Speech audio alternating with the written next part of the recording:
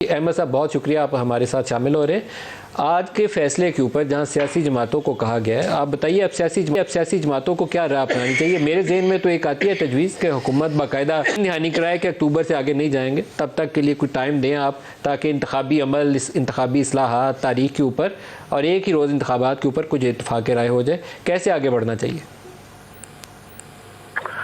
देखिए, मेरा ख्याल है ये 8 अक्टूबर की बात आपकी दुरुस्त है। ये रियलिस्टिक नहीं होगा कि 8 अक्टूबर से पहले कोई इलेक्शन की डेट मुकर्रर हो जाए। मेरे ख्याल में अब वैसे भी वक्त इतना कम रह गया है। पहले तो ख्याल था ना कि कुछ वो पहले हो जाए और कुछ ही आगे आ जाए, तो दरमियान में कुछ चीज़ हो जाए। अब वो 5 महीने की मुद्दत इतनी कम रह गई है कि अब 8 अक्टूबर को ही अगर टारगेट कर लिया जाए तो वही मुनासिब है।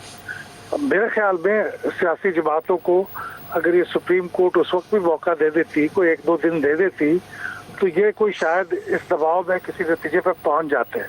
उस वक्त सुप्रीम कोर्ट बहुत जल्दी में थी। तो अब भी अगर ये सियासी जमातें मेरे ख्याल में किसी नतीजे पर पहुंच सकती हैं, लेकिन हमारे यहाँ ये मैंने देखा है कि पिछले चंद महीनों में जो सियासी जमातों के अंदर के हाक्स हैं, खासतौर पे पीटीआई के अंदर, वो किसी भी ऐसी कोशिश को कामयाब नहीं होने देते।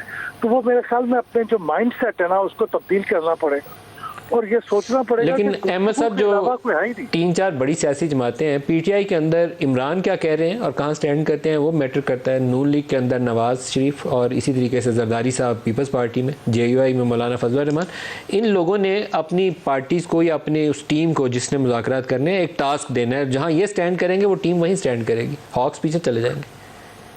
आपकी बात दुरुस्त है जी, लेकिन इसके ये 90% तो ट्रूथ यही है। 10% ये भी है कि कुछ लोग हैं जो पार्टी हेड की थिंकिंग को इन्फ्लुएंस करते हैं। खासतौर पे जब एक पार्टी हेड किसी इंस्टीट्यूशन से कंसल्ट ना कर रहा हो और एक बड़ी पर्सनलाइज सी कंसल्टेशन हो जाए, तो फिर ऐसे लोग उसको इन्फ्लुएंस कर लेते हैं। तो अब ये पार्टी हेड की जिम्मेदारी है कि वो इस इन्फ्लुएंस से आज़ाद हो और वो जेन्युइनली बिलीव करे कि मुझे बातचीत करनी है। इन कंसल्टेशन के अंदर अपना बिलीफ डालना होगा। अगर ये अभी तक जो कहते रहे हैं वो तो उनका बिलीफ ही नहीं है कंसल्टेशन में, वो समझते हैं ये फजूल चीजें हमने नहीं कर रही, and we can have our way.